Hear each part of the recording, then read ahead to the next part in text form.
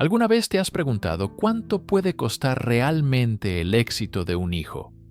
Cuando el precio se paga con el sudor, la humillación y 15 años de soledad absoluta en un país extraño donde nadie conoce tu nombre, ni le importa tu cansancio. Elena lo sabía perfectamente porque cada noche, durante más de 5.000 jornadas interminables en una clínica de Madrid, recordaba el olor a desinfectante y el peso de los cuerpos ajenos que debía levantar para que su hija Sofía, a miles de kilómetros de distancia, pudiera caminar sobre mármol y estudiar en la mejor universidad del país, sin que le faltara un solo lujo. 15 años de exilio voluntario, limpiando lo que nadie quiere limpiar y tragándose el orgullo frente a pacientes arrogantes, se sentían como una inversión sagrada, una semilla de oro que Elena plantaba con cada transferencia bancaria, con la esperanza de ver crecer un hogar que fuera el refugio definitivo para su propia madre, la anciana Consuelo, y para esa hija que en cada videollamada le mostraba habitaciones resplandecientes y jardines llenos de flores. El rostro de Sofía en la pantalla del celular siempre estaba perfectamente iluminado, proyectando la imagen de una joven agradecida que cuidaba con devoción de su abuela, asegurándole a Elena que la vieja Consuelo descansaba en el mejor dormitorio de la casa, rodeada de comodidades y amor, mientras en realidad se estaba gestando una traición tan oscura que haría sangrar el alma de cualquier madre. La ilusión de Elena era un castillo de cristal construido sobre cimientos de mentiras, y el día que decidió tomar un avión de regreso sin avisar, movida por el deseo de dar una sorpresa y fundirse en un abrazo eterno con los suyos, no sospechaba que estaba a punto de entrar directamente en el infierno que ella misma había financiado con su sacrificio. Al bajar del taxi frente a la mansión que sus remesas habían levantado, Elena no encontró la paz que esperaba, sino un estruendo de música electrónica y el desorden de una fiesta desenfrenada que profanaba el silencio de su sueño. Viendo a través de las ventanas a jóvenes desconocidos bebiendo de sus copas de cristal mientras su hija reía en el centro de un círculo de vanidad. Pero lo peor no fue el desorden ni la falta de respeto a su esfuerzo, sino el descubrimiento macabro que hizo al rodear la casa hacia el área del garaje, un lugar húmedo y oscuro donde el olor a moho reemplazaba al aroma de las rosas que Sofía le juraba que inundaban el cuarto de la abuela. Allí, en un rincón infecto entre lavadoras viejas y charcos de agua sucia, Elena vio la silueta encorvada de su madre, la mujer que le dio la vida, fregando pilas de ropa ajena, con las manos curtidas por el frío y el jabón barato, mientras las lágrimas de la anciana se mezclaban con la espuma de una servidumbre impuesta por su propia nieta. La realidad golpeó a Elena como un mazo de hierro cuando escuchó a Sofía bajar las escaleras con sus amigos y referirse a la anciana como una simple empleada doméstica con demencia senil a la que mantenían por caridad, negando su sangre frente a extraños para no manchar su imagen de heredera perfecta y sofisticada. En lugar de estallar en gritos de inmediato, Elena sintió un frío calculador recorrer sus venas y decidió jugar el juego de la verdad oculta, dejando discretamente una radio de bebé conectada a su teléfono entre los harapos de su madre, para escuchar, desde la distancia de unos pocos metros, la verdadera voz de la criatura que había criado. Lo que el dispositivo transmitió fue el sonido puro de la maldad, escuchando cómo Sofía humillaba a Consuelo, llamándola carga inútil y deseando en voz alta que la muerte liberara pronto ese espacio del garaje para construir un gimnasio privado. revelando que cada palabra de amor enviada a Europa era solo un guión para asegurar que el dinero siguiera fluyendo. El dolor se transformó en una justicia implacable cuando Elena, armada con la grabación de esa crueldad absoluta, entró en la sala en medio de la fiesta y proyectó el audio en los altavoces de alta fidelidad, dejando que el veneno de Sofía inundara los oídos de todos sus invitados, hasta que el silencio de la vergüenza fue lo único que quedó en pie. La mansión que debía ser un nido de gratitud se convirtió en el escenario de una sentencia de expulsión, pues Elena comprendió que el dinero puede levantar paredes, pero solo el honor y la piedad mantienen un techo sobre la cabeza, expulsando a la hija traidora de la vida que nunca mereció para rescatar a su madre de la oscuridad. Al final de esta larga pesadilla de 15 años, Elena aprendió que el éxito de un hijo no se mide por el título que cuelga en la pared, sino por la forma en que trata a quienes no tienen nada que ofrecerle, dejando una pregunta que flota en el aire de cada hogar, donde el sacrificio se da por sentado. ¿Cuántas veces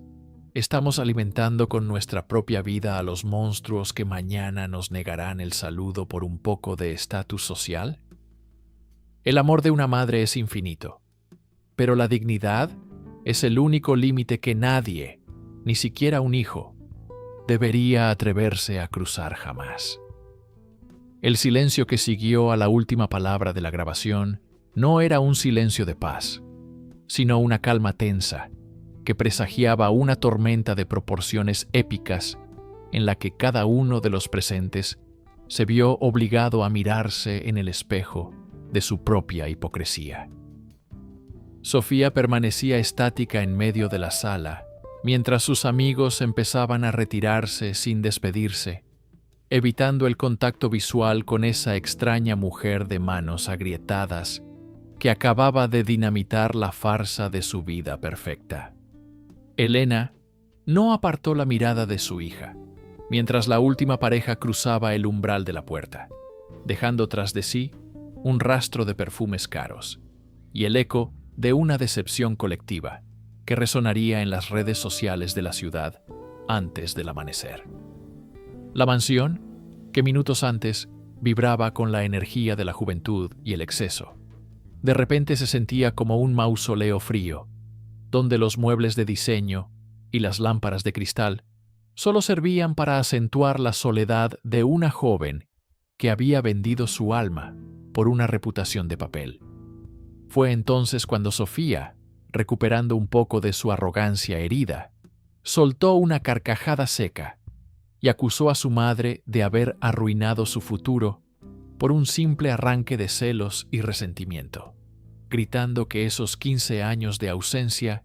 le daban derecho a compensar su falta de cariño con cada centavo que había recibido. Elena sintió cómo la última fibra de compasión que guardaba por su hija se cortaba definitivamente al escuchar que su sacrificio no era visto como un acto de amor, sino como una deuda impaga de presencia física, una lógica retorcida que justificaba el maltrato a la abuela como una forma de desahogo ante la soledad. Sin embargo, el verdadero giro ocurrió cuando Elena sacó de su bolso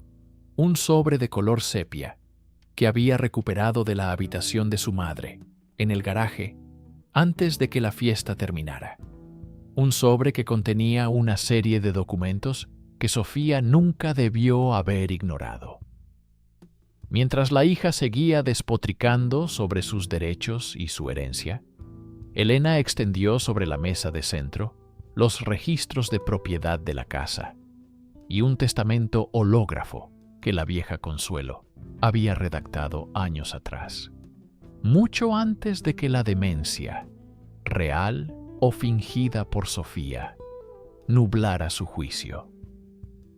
Resulta que la mansión no estaba a nombre de Sofía ni de Elena, sino que seguía siendo propiedad legal de la abuela Consuelo, quien, en un acto de previsión silenciosa, había condicionado la entrega de la casa a una cláusula de conducta y cuidado, que Sofía había violado sistemáticamente durante los últimos 3 años. La palidez que cubrió el rostro de la joven fue total cuando comprendió que su estatus de propietaria era una ilusión jurídica y que su madre, como apoderada legal recién llegada de Europa con plenos poderes otorgados por la anciana en un momento de lucidez, tenía la autoridad absoluta para desalojarla de inmediato. La rabia de Sofía se transformó en un pánico ciego al ver que su mundo de privilegios se desmoronaba no solo socialmente, sino también legalmente, y en un intento desesperado por recuperar el control. Llamó a la policía alegando que una desconocida había irrumpido en su propiedad y estaba agrediendo a su abuela enferma. Elena esperó sentada en el sofá de cuero italiano, sosteniendo la mano temblorosa de su madre, mientras las luces azules y rojas de las patrullas comenzaban a reflejarse en las paredes de mármol de la entrada, sabiendo que este era el momento en que la justicia dejaría de ser un concepto abstracto para convertirse en una realidad tangible. Cuando los oficiales entraron en la vivienda, Sofía comenzó a actuar como la víctima perfecta, llorando y señalando a su madre como una intrusa peligrosa. Pero Elena se limitó a entregar los documentos originales y la grabación de la radio de bebé, que seguía activa en su teléfono. El jefe de la patrulla, un hombre de edad avanzada que reconoció de inmediato el aroma del maltrato en los ojos hundidos de Consuelo, no necesitó más pruebas al ver las llagas en las manos de la anciana y el estado deplorable del garaje que servía de dormitorio. En un giro que Sofía no vio venir, los policías no procedieron a sacar a Elena de la casa, sino que solicitaron la presencia de una unidad de servicios sociales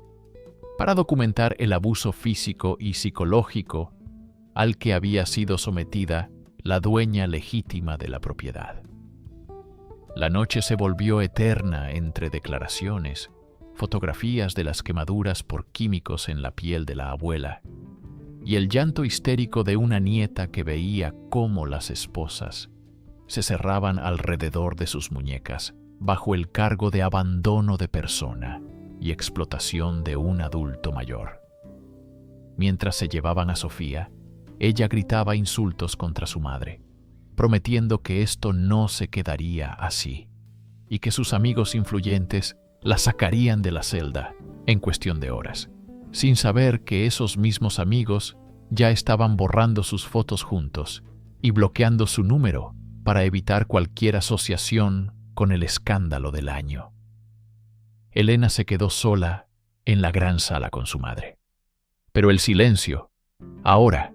era distinto. Era el silencio de la reconstrucción.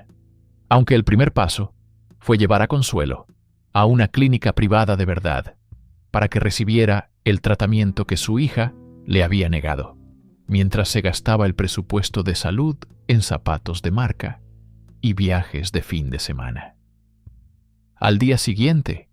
mientras caminaba por los pasillos del hospital, Elena recibió una llamada de un número desconocido que resultó ser el abogado personal de un hombre misterioso que afirmaba haber sido el socio silencioso de su difunto padre, alguien de quien ella nunca había oído hablar en 15 años. Este hombre, que se identificó como Don Ricardo, solicitó una reunión urgente alegando que la mansión ocultaba un secreto mucho más profundo que una simple disputa familiar. Algo enterrado en los cimientos mismos de la propiedad que podría cambiar el destino legal de toda la familia para siempre. Intrigada y todavía recuperándose del trauma de la noche anterior, Elena aceptó encontrarse con él en un antiguo café del centro, donde el anciano le reveló que el dinero enviado desde Europa no era la única fuente de financiamiento para la construcción de la casa, sino que su padre había dejado una caja de seguridad con lingotes de oro procedentes de una antigua mina familiar, que Sofía había estado buscando desesperadamente, sin éxito. El abogado explicó que la codicia de la joven no nació de la nada, sino de una serie de cartas interceptadas que su padre le envió antes de morir, donde le indicaba el lugar exacto del tesoro, bajo la condición de que solo podría abrirlo en presencia de su madre y su abuela reunidas. Sofía, en su afán de quedarse con todo, había intentado forzar la voluntad de la abuela para que le revelara la ubicación, y al no obtener respuesta, debido a que la anciana realmente estaba protegiendo el legado de Elena, decidió castigarla convirtiéndola en su prisionera en el garaje. Elena regresó a la mansión con una nueva misión, pero esta vez no buscaba oro, sino respuestas, y comenzó a registrar cada rincón del sótano y las paredes del garaje donde su madre había pasado sus peores años, encontrando pequeñas marcas en el concreto que parecían un código desesperado dejado por su padre. Mientras picaba una de las paredes bajo la atenta mirada de un arquitecto de confianza, descubrió un pequeño nicho metálico que no contenía metales preciosos, sino un diario donde se detallaba una red de corrupción en la que el novio de Sofía y su familia estaban implicados, utilizando la construcción de la mansión para lavar dinero de procedencia dudosa. El descubrimiento significaba que la mansión estaba en la mira de una investigación federal mucho más grande, y que Elena, al reclamar la propiedad, se estaba metiendo involuntariamente en la boca del lobo, rodeada de enemigos que no dudarían en eliminarla para silenciar lo que el diario revelaba. Esa misma tarde, un coche negro con vidrios polarizados comenzó a patrullar la calle frente a la casa, y Elena comprendió que su regreso no solo había destapado una traición familiar, sino que había activado una trampa mortal de la cual era difícil escapar sin ayuda externa. Llamó a la clínica para asegurarse de que su madre estuviera protegida, pero la enfermera de turno le informó con voz nerviosa que dos hombres que decían ser parientes lejanos acababan de solicitar el traslado de la anciana a un centro médico diferente, bajo una orden firmada por un juez que Elena no reconocía. El pánico volvió a apoderarse de ella al darse cuenta de que la influencia de los amigos de Sofía llegaba mucho más lejos de lo que pensaba, y que la guerra por el control de la verdad apenas estaba escalando a un nivel donde su vida corría peligro inminente. Sin tiempo que perder, Elena contactó a un antiguo compañero de la infancia que ahora trabajaba en el servicio de inteligencia, pidiéndole que rastreara el origen de la orden judicial mientras ella se dirigía al hospital para impedir el secuestro de su madre a cualquier precio. Al llegar, se encontró con que la habitación de Consuelo estaba vacía y la cama perfectamente tendida, como si nunca hubiera habido nadie allí, dejando solo una pequeña nota sobre la mesa de noche que decía que el silencio tenía un precio y que si quería volver a ver a su madre con vida, debía entregar el diario original en el muelle de la ciudad esa misma noche. Elena se dio cuenta de que su hija, incluso desde la cárcel, o tal vez a través de sus aliados externos, seguía moviendo los hilos de una red criminal que no estaba dispuesta a dejar que una enfermera recién llegada arruinara sus negocios multimillonarios. El diario no era solo una prueba de maltrato. Era la llave para desmantelar una organización que controlaba la política local. Y Elena se vio en la encrucijada de elegir entre la justicia por la que tanto había luchado, o la seguridad de la mujer que la había esperado durante 15 años de ausencia. decidió no acudir a la policía oficial, temiendo que estuvieran comprados, y optó por una estrategia arriesgada: filtrar las primeras páginas del diario a un periodista de investigación de renombre internacional mientras preparaba una versión falsificada de los documentos para la entrega en el muelle.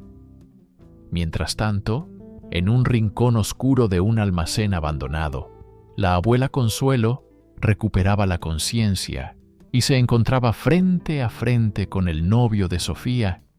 quien le exigía que revelara la ubicación de la última pieza del rompecabezas que faltaba para completar el lavado de activos antes de que la fiscalía interviniera las cuentas. La anciana, a pesar de su fragilidad, mantuvo una entereza que desconcertó a sus captores, recordándoles que ella ya había sobrevivido a la miseria y al olvido, y que no le temía a la muerte tanto como ellos le temían a la pobreza que les esperaba cuando Elena terminara su trabajo. Elena llegó al muelle con el corazón latiendo con fuerza, ocultando un pequeño transmisor en su ropa y llevando el falso diario bajo el brazo, mientras las sombras de las grúas industriales se proyectaban sobre el agua turbia como monstruos acechantes que esperaban su error. 3 hombres se bajaron de una lancha rápida y le ordenaron que se acercara sin escoltas, mostrándole a través de una tablet la imagen de su madre atada a una silla en un lugar que parecía ser el sótano de una construcción inconclusa. Justo cuando Elena estaba a punto de entregar el paquete, una explosión de luz y sonido rompió la calma de la noche, pues su contacto en la inteligencia no había llegado solo, sino que había coordinado un operativo encubierto para interceptar la entrega y rastrear la señal de la tablet de vuelta al escondite de los secuestradores. En medio del caos y el intercambio de disparos, Elena logró arrojarse al suelo y rodar detrás de unos contenedores, viendo cómo uno de los delincuentes intentaba huir con la lancha antes de ser interceptado por una patrulla costera que surgió de la nada entre la niebla del puerto. El operativo fue un éxito parcial, pero la ubicación exacta de su madre seguía siendo un misterio, ya que la señal de la tablet se había perdido en el momento de la intervención, y los detenidos se negaban a hablar, manteniendo una lealtad férrea, basada en el miedo a un jefe superior, cuya identidad todavía era un enigma absoluto. Elena regresó al cuartel de operaciones, sintiendo que cada minuto que pasaba era una puñalada en el pecho de la mujer que más amaba. Y fue entonces cuando recordó un detalle insignificante de las videollamadas con Sofía: un cuadro de un paisaje específico que siempre aparecía detrás de ella y que no coincidía con la decoración de la mansión. Se dio cuenta de que Sofía tenía una propiedad oculta, una casa de campo que nunca mencionó y que probablemente era el centro de operaciones de su red, un lugar donde el lujo se encontraba con la ilegalidad, lejos de las miradas curiosas de la ciudad. Con la ayuda de su amigo, logró localizar una finca registrada a nombre de una empresa fantasma cuya dirección coincidía con la vegetación que se veía en las fotos de las redes sociales de los amigos de su hija, y sin esperar refuerzos oficiales que pudieran filtrarse. Elena decidió que esta vez ella misma rescataría a su madre, utilizando el conocimiento de las vías de acceso que había aprendido de su padre cuando era niña. La propiedad estaba rodeada de una seguridad electrónica sofisticada, pero Elena recordaba que su padre siempre decía que toda fortaleza tiene un punto débil en su sistema de drenaje, y se infiltró a través de los canales de riego que atravesaban los campos de cultivo cercanos. Mientras avanzaba por el barro y la oscuridad, escuchó voces que provenían de una bodega subterránea, y al asomarse por una rejilla de ventilación, vio a su hija Sofía, quien increíblemente no estaba en la cárcel, sino que se encontraba allí, custodiada por hombres armados, discutiendo acaloradamente con el abogado Ricardo sobre cómo eliminar a Elena antes de que la prensa publicara el diario completo. Elena comprendió con horror que la detención de su hija había sido un montaje para sacarla del radar público y que la verdadera mente detrás de todo no era Sofía, sino el mismo hombre que fingió ser su aliado en el café del centro. El eco de las voces dentro de la bodega se filtraba por la rejilla con una nitidez aterradora, mientras Elena sentía que el suelo bajo sus pies se convertía en una trampa de arenas movedizas, donde cada mano que intentaba ayudarla era en realidad una garra que la hundía más profundamente. Ricardo golpeó la mesa con un fajo de documentos y le gritó a Sofía que su estupidez al dejarse grabar, casi hecha por tierra, una operación de lavado de activos que llevaba gestándose desde que el padre de Elena sufrió aquel conveniente accidente en la mina hace años.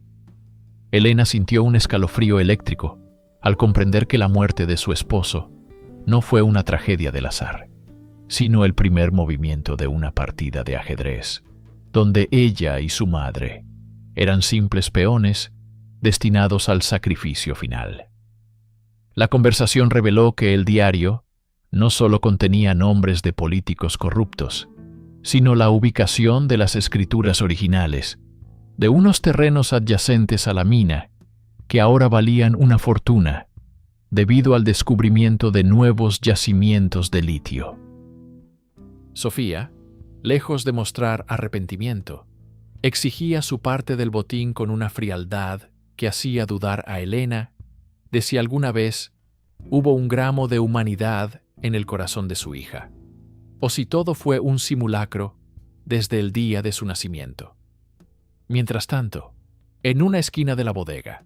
Consuelo permanecía atada a una silla con los ojos vendados, pero Elena notó que la anciana movía rítmicamente los dedos contra la madera,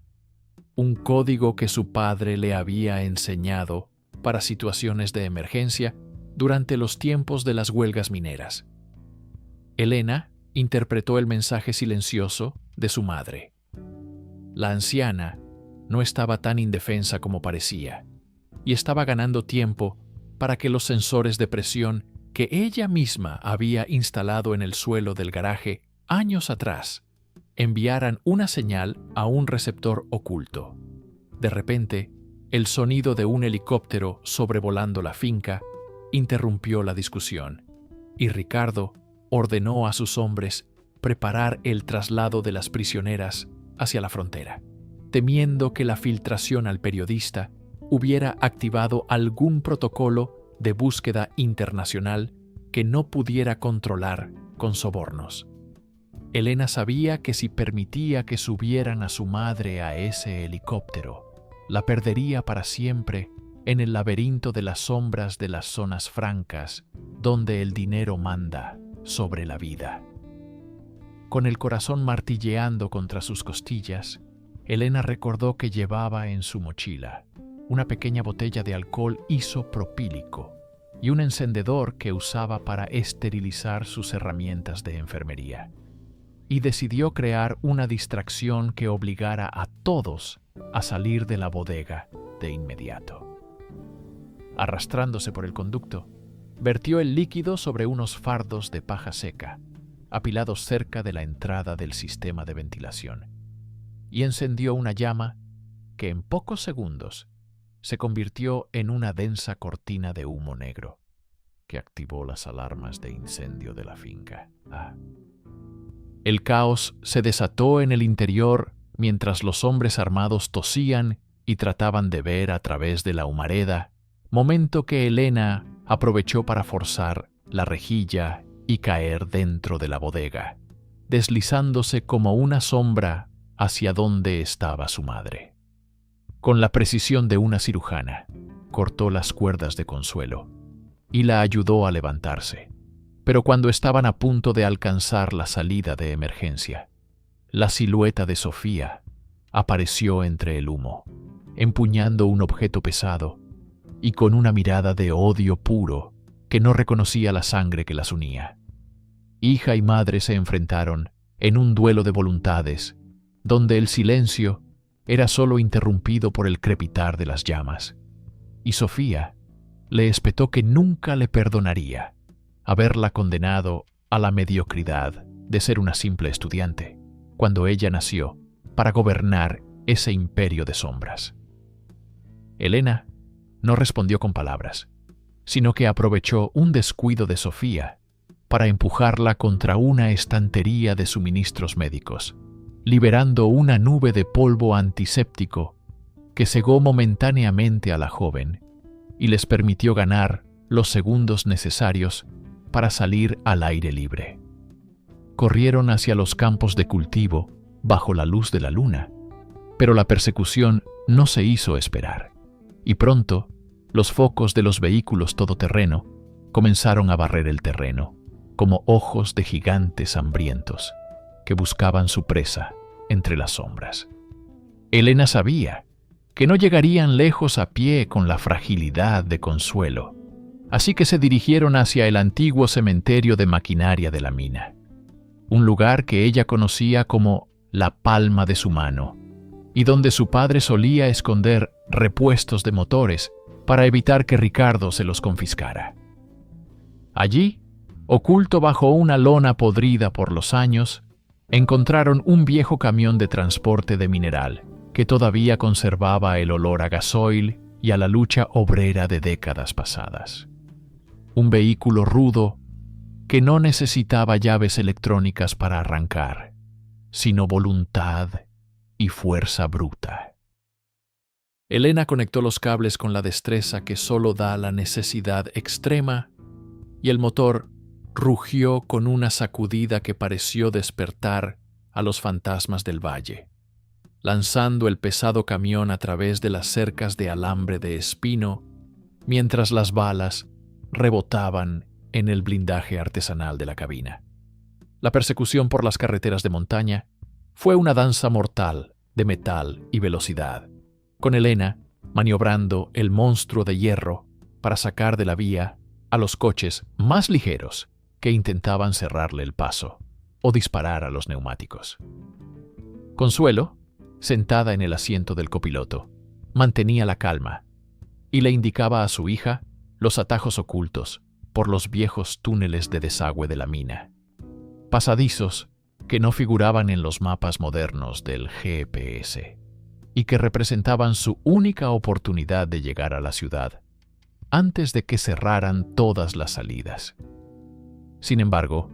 al llegar al puente que conectaba el valle con la autopista principal, vieron que Ricardo había bloqueado el paso con un camión cisterna, creando una barricada infranqueable que parecía el final del camino. Elena no frenó, sino que hundió el acelerador a fondo, recordando las palabras de su esposo sobre la inercia y el peso del mineral, decidida a embestir la barrera, incluso si eso significaba un final de fuego para ambas. Justo antes del impacto, una serie de explosiones controladas en las laderas de la montaña provocó una luz de rocas que sepultó los vehículos de los perseguidores y obligó a Ricardo a retroceder, revelando que el grupo de mineros jubilados, amigos de su padre, habían estado vigilando la zona desde que Elena regresó.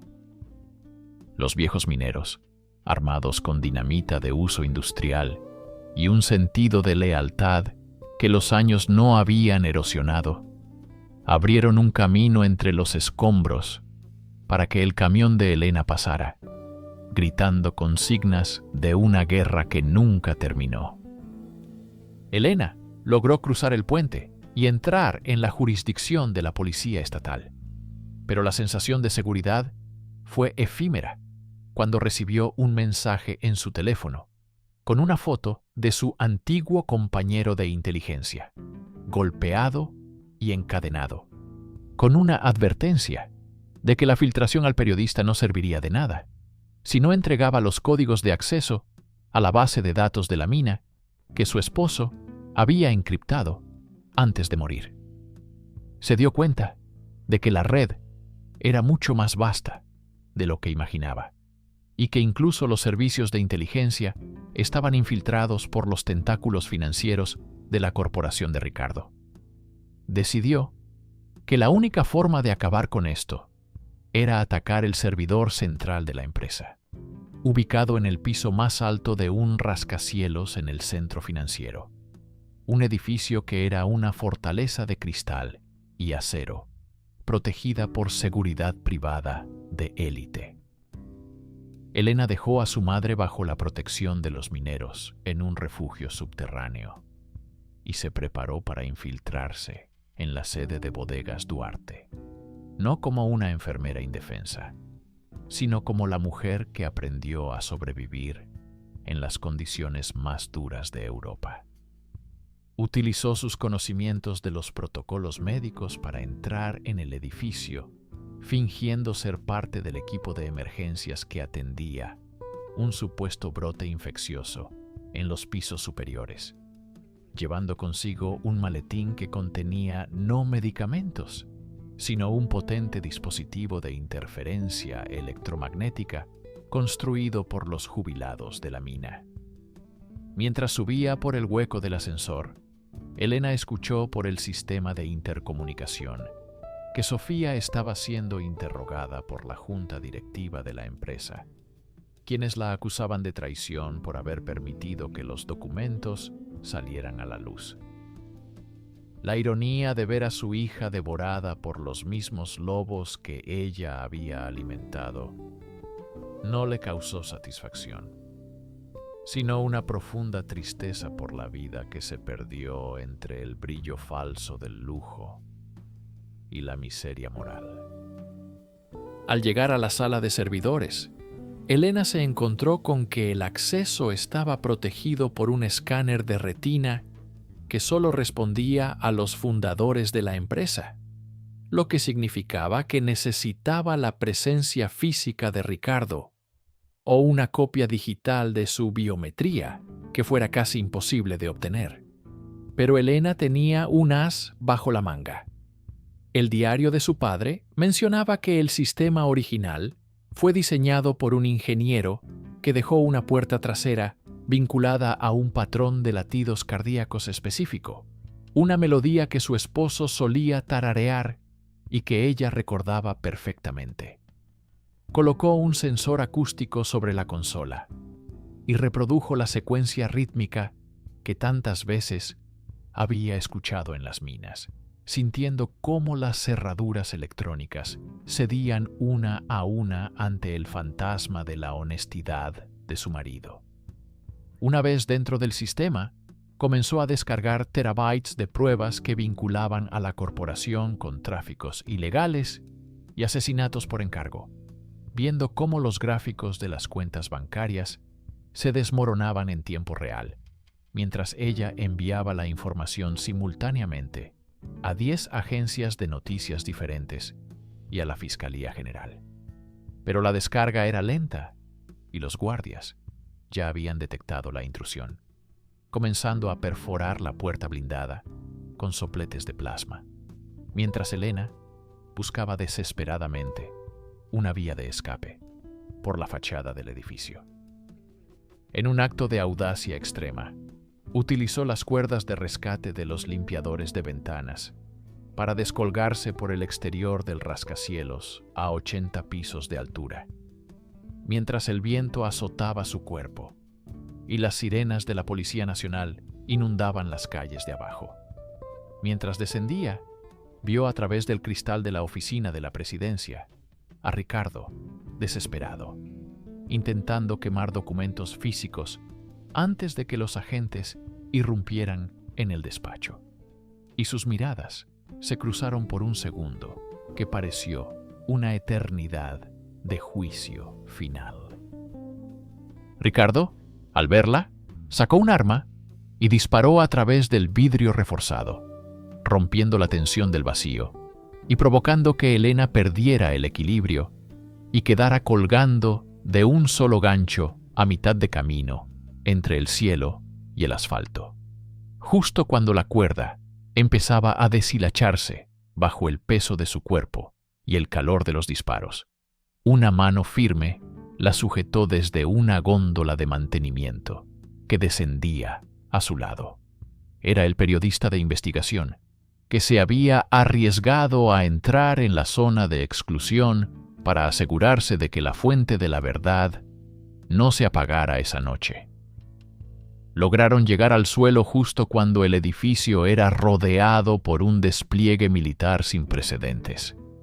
Y Elena entregó el disco duro con las pruebas definitivas, sabiendo que a partir de ese momento, su vida nunca volvería a ser la misma, pero que al menos, la verdad, ya no era una prisionera del garaje. Sin embargo, entre la multitud de detenidos que sacaban del edificio, Elena no vio a Sofía, y un oficial le informó que la joven había logrado escapar por un túnel de servicio minutos antes del asalto, llevándose consigo una maleta que contenía los códigos de las cuentas en paraísos fiscales. La guerra no había terminado, solo había cambiado de escenario, y Elena comprendió que su hija, ahora, era una fugitiva peligrosa, con los recursos necesarios para reconstruir su reino de sombras desde el anonimato. Regresó al hospital donde su madre se recuperaba bajo vigilancia constante, pero al entrar en la habitación encontró un sobre de color negro sobre la almohada, con una caligrafía que conocía demasiado bien. Era una invitación para una reunión en la antigua mina, el lugar donde todo empezó, y donde Sofía prometía devolverle a la abuela si Elena aceptaba un último trato que implicaba borrar su rastro digital para siempre. Elena miró a su madre dormida y luego hacia las montañas que guardaban los secretos de su familia, sintiendo que el ciclo de la codicia estaba exigiendo un sacrificio final que pondría a prueba no solo su valentía, sino su capacidad de perdonar lo imperdonable. Preparó su equipo una vez más, pero esta vez no buscaba justicia legal ni dinero, sino la redención de una estirpe que se había descarriado en el camino hacia la grandeza, sabiendo que en los túneles oscuros de la tierra, la luz de la verdad es lo único que puede guiar a los perdidos de vuelta a casa. Al llegar a la boca de la mina, el frío de la profundidad la recibió como un abrazo gélido, y las sombras de las estructuras oxidadas parecían advertirle que el peligro que acechaba en el interior no era humano, sino la manifestación del egoísmo absoluto que había poseído a su hija. Caminó por las galerías principales, guiada por el sonido de un goteo constante, hasta que llegó a la gran cámara central, donde las luces de las linternas dibujaban formas fantasmales en las paredes de roca. Allí estaba Sofía, sentada sobre una caja de dinamita, sosteniendo un detonador en la mano y con una sonrisa que ya no pertenecía a este mundo, mientras a su lado una figura encapuchada permanecía inmóvil, sugiriendo que el juego de las máscaras todavía tenía una capa más profunda por revelar. La figura dio un paso al frente, despojándose de la túnica para revelar el rostro de un hombre que Elena creía enterrado bajo toneladas de roca y olvido. Era su propio hermano menor, Julián, a quien todos daban por muerto en un naufragio frente a las costas de Italia, hacía una década. El impacto emocional dejó a Elena sin aliento, mientras comprendía que la red de traiciones no se limitaba a una hija ambiciosa, sino que hundía sus raíces en un resentimiento fraternal que Julián había cultivado durante años de supuesta ausencia, operando desde las sombras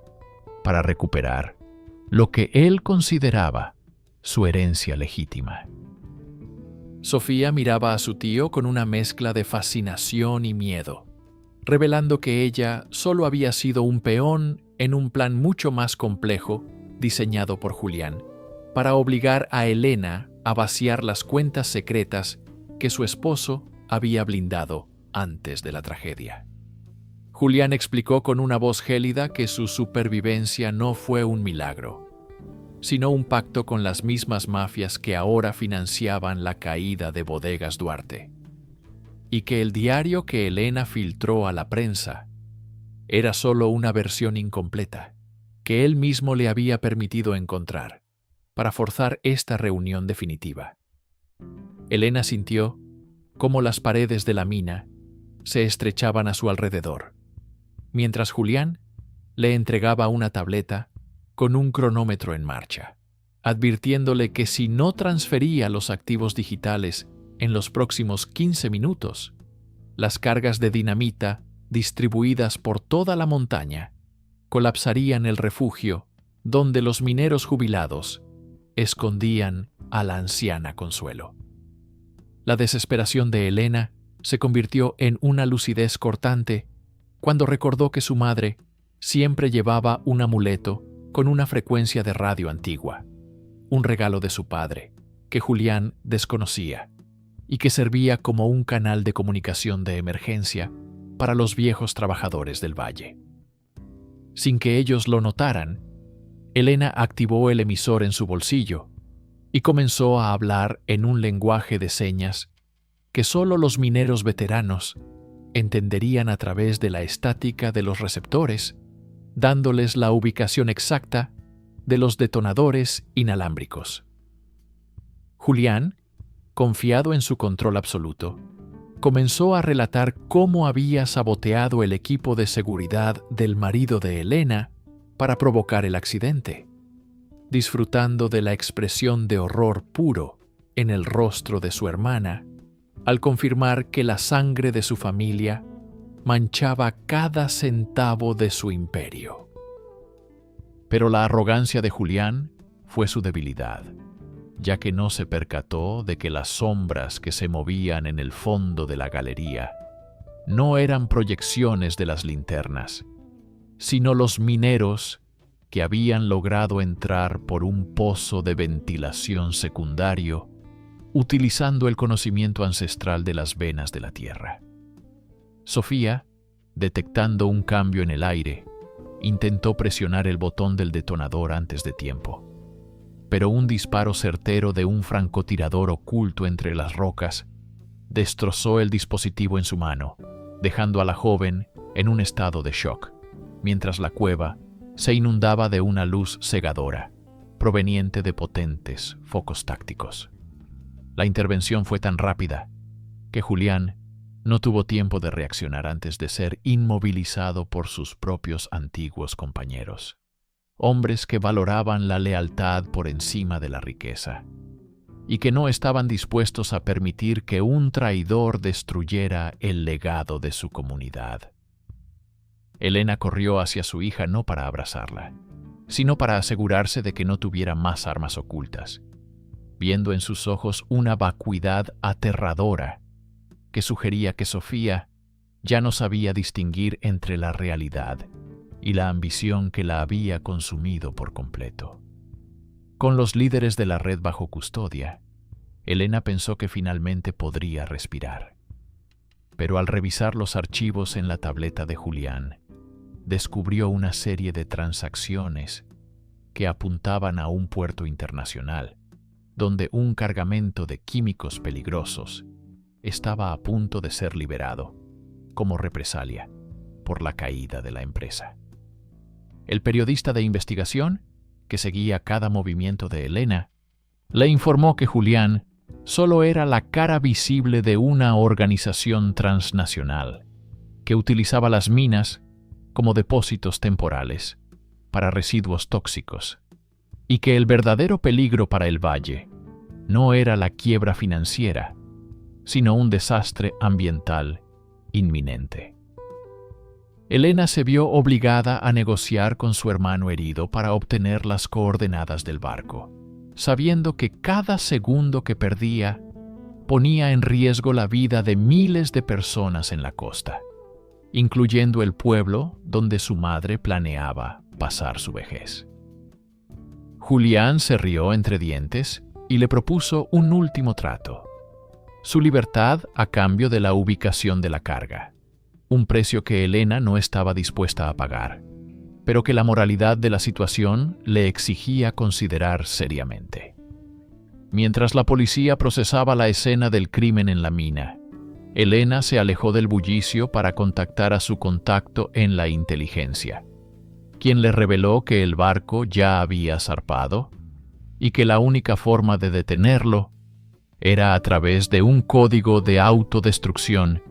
que solo figuraba en el testamento original de su padre, oculto bajo una capa de tinta invisible en las últimas páginas. Regresó a la mansión escoltada por fuerzas especiales y comenzó a aplicar reactivos químicos a los viejos papeles, viendo cómo surgían números y letras que formaban una clave de acceso a un satélite privado que el esposo de Elena había alquilado años atrás como seguro de vida. La tensión en la sala era insoportable mientras Elena ingresaba los dígitos finales, viendo en la pantalla del monitor cómo el navío sospechoso giraba bruscamente en alta mar, siendo interceptado por guardacostas internacionales, que ya habían sido alertados por la filtración masiva de datos. La victoria se sentía agridulce cuando Elena vio a Sofía ser trasladada a un centro psiquiátrico forense, comprendiendo que el daño psicológico de años de mentiras y manipulación por parte de Julián había quebrado la mente de su hija de forma permanente. Elena decidió donar la mansión y las tierras de la mina a una cooperativa de trabajadores, reservando solo una pequeña casa rústica cerca del río para ella y su madre, donde el ruido del agua reemplazara el eco de las máquinas y las intrigas. Consuelo regresó al jardín que tanto amaba, pero esta vez Elena se aseguraba de que nunca más tuviera que trabajar bajo la lluvia, dedicando sus días a reconstruir el vínculo roto con la anciana,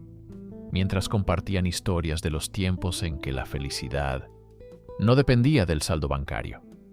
Sin embargo, una tarde, mientras Elena revisaba el correo, encontró una postal sin remitente, con una foto de la clínica en Madrid, donde trabajó 15 años, y en el reverso, una sola frase, escrita a mano: el pasado siempre encuentra una rendija por donde volver a entrar. La caligrafía era la de su difunto esposo, una imposibilidad física que la hizo temblar y preguntarse si el accidente en la mina fue en realidad una desaparición planificada para protegerla de una amenaza que todavía seguía latente en las sombras de Europa. No le contó nada a su madre para no perturbar su paz, pero comenzó a investigar de nuevo por su cuenta, descubriendo que en el Hospital de Madrid hubo una serie de desapariciones de pacientes ricos que coincidían exactamente con los turnos que ella cubría sin saberlo. Se dio cuenta de que su trabajo en España no fue una casualidad, sino que fue enviada allí por alguien que conocía su necesidad económica y su ética profesional, para servir como la cobertura perfecta de una red de tráfico de órganos de alto nivel.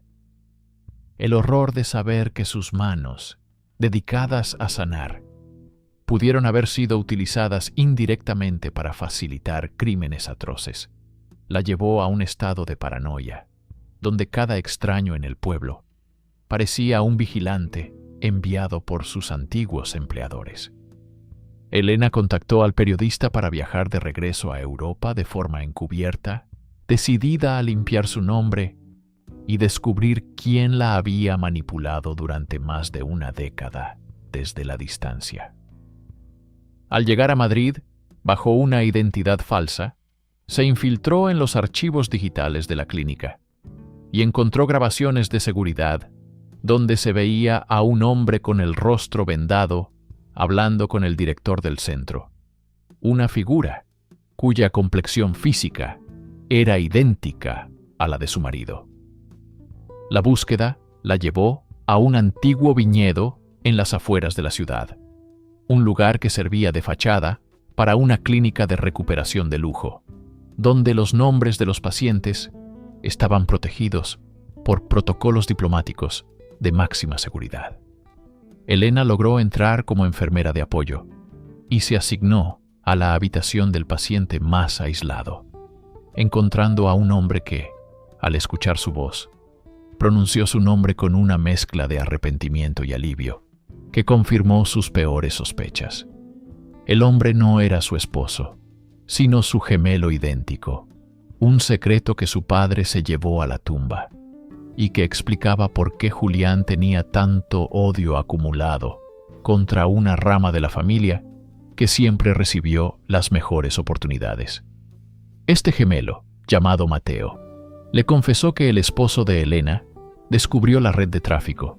y fue asesinado por ello, y que Mateo tuvo que asumir su identidad durante años para infiltrarse en la organización y destruirla desde dentro, usando las remesas de Elena como el canal para financiar la resistencia. Elena comprendió que su sacrificio de 15 años no solo pagó la educación de una hija ingrata, sino que sostuvo una guerra silenciosa contra un mal que amenazaba con devorar a toda la región. Mateo le entregó un dispositivo con las identidades de los verdaderos jefes de la mafia europea, advirtiéndole que su vida en el pueblo ya no era segura y que debía mover a Consuelo a una ubicación protegida antes de que la noticia de su infiltración se filtrara. Elena voló de regreso con el corazón dividido entre la furia por haber sido usada y la determinación de terminar lo que su esposo y Mateo habían comenzado, sabiendo que el siguiente paso era enfrentar a la junta directiva de la corporación, que aún operaba desde las sombras de la capital. Al llegar a casa, descubrió que Consuelo ya no estaba en el jardín,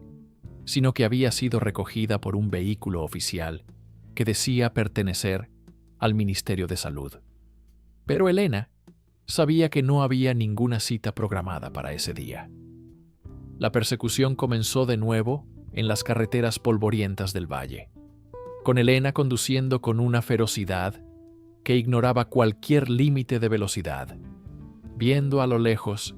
el polvo levantado por el convoy que se llevaba a su madre hacia un destino incierto. Logró interceptar el vehículo principal en un cruce ferroviario, obligándolos a detenerse justo cuando el tren de carga comenzaba a pasar, creando una barrera de acero que impedía la llegada de refuerzos. Bajó del coche armada con las pruebas definitivas y confrontó a los agentes, quienes resultaron ser mercenarios contratados por una facción disidente de la empresa que buscaba usar a la anciana como moneda de cambio por el dispositivo de Mateo. En medio del enfrentamiento, Consuelo mostró una valentía inesperada al activar el sistema de extinción de incendios del vehículo, creando una distracción que permitió a Elena reducir a los captores y rescatarla antes de que la situación se volviera letal. Elena decidió que la única forma de garantizar la seguridad de su familia era hacer una declaración pública frente a las cámaras de la televisión nacional, revelando la conexión entre la minería, el tráfico de órganos y la corrupción política que había desangrado al país por generaciones. La transmisión en vivo capturó la atención de millones de personas, y la presión popular obligó a la Fiscalía a emitir órdenes de arresto inmediatas contra los nombres que Elena iba dictando, con una voz que no temblaba. El imperio de mentiras comenzó a derrumbarse como un castillo de naipes bajo la tormenta, y Elena vio por primera vez en 15 años que la justicia no era solo un sueño de las noches de insomnio en Madrid, sino un fuego que ella misma había encendido con su perseverancia. Sin embargo, mientras las cámaras se apagaban y la multitud se dispersaba, un hombre joven se acercó a Elena y le entregó un sobre pequeño que contenía una llave de una caja de seguridad en un banco suizo, con una nota que decía: «Esto es solo el principio de la deuda que el mundo tiene contigo». Elena guardó la llave y miró hacia el horizonte, donde el sol comenzaba a ponerse sobre las montañas de la mina, sabiendo que aunque los grandes villanos habían caído, los ecos de su ambición seguirían resonando en las vidas de quienes quedaron atrás. Decidió usar los fondos de la caja de seguridad para crear una fundación que ayudara a otras mujeres, que como ella, habían dejado su hogar para trabajar en el extranjero, asegurándose de que sus familias estuvieran protegidas de las garras de los explotadores. Sofía, desde su encierro, comenzó a escribir cartas pidiendo perdón. Pero Elena sabía que el perdón no era un papel firmado, sino un proceso largo que requería una transformación que su hija aún no estaba lista para enfrentar. Consuelo y Elena se sentaron en el porche de su nueva casa, viendo cómo las primeras luces del pueblo se encendían una a una, celebrando la simple alegría de estar juntas y libres de la sombra del garaje. La paz parecía definitiva, pero Elena notó que un dron de alta tecnología sobrevolaba la propiedad a gran altura, sugiriendo que el escrutinio sobre su vida no terminaría con una simple confesión pública. Comprendió que al exponer a los poderosos se había convertido en un objetivo permanente, y que su nueva misión sería construir un sistema de defensa comunitario que protegiera al valle de cualquier intento futuro de colonización corporativa. Elena comenzó a reunir a los líderes locales y a los jóvenes del pueblo para enseñarles la importancia de la transparencia y la vigilancia, convirtiendo el dolor de su experiencia en la piedra angular de una nueva sociedad consciente y resiliente. Una mañana, mientras trabajaba en los planos de la nueva escuela, recibió un mensaje cifrado en su computadora que mostraba una imagen satelital de una construcción secreta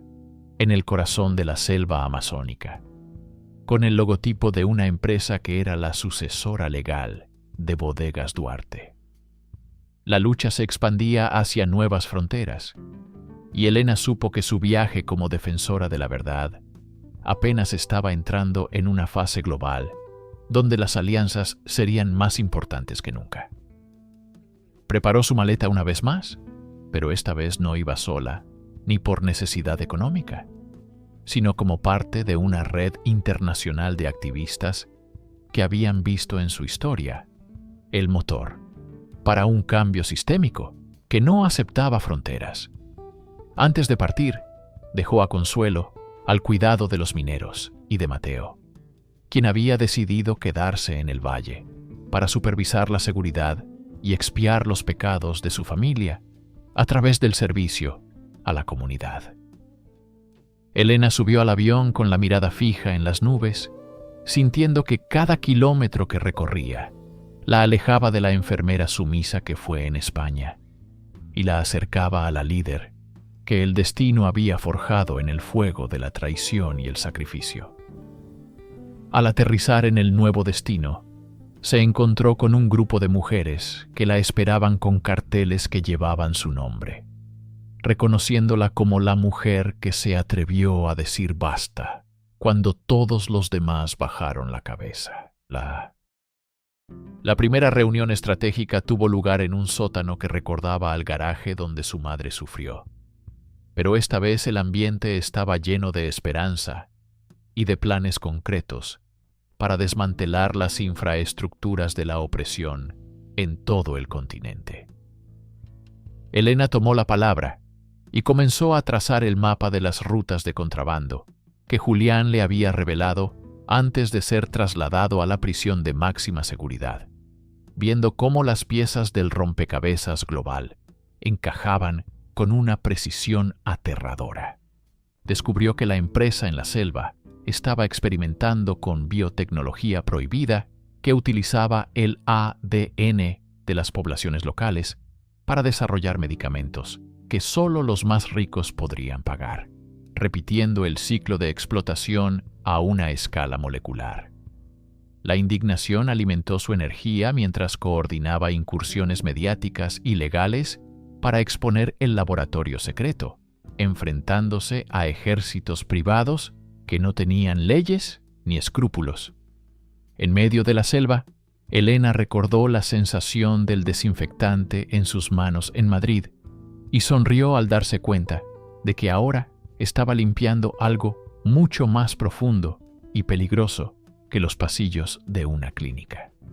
Estaba limpiando el futuro de una generación que se negaba a ser mercancía. El enfrentamiento final en el complejo amazónico fue una prueba de resistencia física y mental, donde Elena tuvo que usar sus conocimientos médicos para tratar a los heridos mientras lideraba la entrada triunfal de la justicia internacional en las instalaciones prohibidas. Al ver los rostros de los niños que habían sido retenidos para pruebas, Elena sintió que cada año de soledad en Europa había valido la pena si el resultado final era este momento de liberación absoluta. Regresó a casa meses después, cargada de medallas y reconocimientos que dejó en un cajón olvidado, prefiriendo el calor de un café compartido con su madre bajo el sol de la tarde. Sofía finalmente recibió la visita de Elena en el centro médico, y por primera vez en años, madre e hija hablaron sin mentiras, comenzando el doloroso camino de reconstruir una relación que había sido devorada por la codicia, pero que aún conservaba una chispa de humanidad. Elena comprendió que el éxito real no estaba en las mansiones ni en los títulos, sino en la capacidad de mirar a los ojos a quienes amas y saber que no les ocultas nada, que tu vida es un libro abierto de integridad y coraje. El valle floreció bajo el nuevo modelo de gestión, y Elena se convirtió en una leyenda viva cuya historia se contaba en las escuelas, para que ningún joven volviera a caer en la trampa del éxito fácil a costa del sufrimiento ajeno. La noche cayó sobre el río, y Elena cerró los ojos, escuchando el latido tranquilo de un mundo que, gracias a su obstinación, había aprendido que la dignidad es un tesoro que no se puede comprar ni vender, sino que se defiende con cada aliento de vida. Pero justo cuando el silencio parecía total, un teléfono satelital que Elena guardaba para emergencias extremas comenzó a sonar con un código que indicaba que la base de datos de la mina había detectado una actividad sísmica inusual en un sector que se suponía agotado. Se levantó de la cama con un presentimiento oscuro y se dirigió a la computadora para ver las lecturas en tiempo real, descubriendo que alguien estaba realizando perforaciones profundas de forma clandestina bajo la misma casa de su madre. La traición tenía una última carta que jugar, y Elena se dio cuenta de que el tesoro que su padre mencionó no era oro ni documentos, sino algo mucho más volátil, que estaba enterrado justo debajo de sus pies, y que ahora amenazaba con destruir todo lo que había construido. Corrió hacia el jardín y comenzó a cavar febrilmente con una pala, encontrando a pocos centímetros de profundidad una cápsula de tiempo que contenía un mensaje final de su esposo, grabado semanas antes de su muerte, donde le advertía que la verdadera riqueza de la familia era una cepa de bacterias purificadoras de agua que podrían salvar al planeta de la contaminación industrial. El problema era que esas bacterias eran también la clave para una nueva generación de armas biológicas si caían en las manos equivocadas. Y Elena comprendió que su lucha nunca terminaría mientras existiera alguien dispuesto a convertir la vida en un arma. Se giró para entrar a la casa y poner a salvo la cápsula, pero se encontró con la figura de Mateo esperándola en el umbral, con una expresión de dolor que sugería que él también había sido forzado a elegir entre su hermano y la verdad en este juego final de lealtades divididas.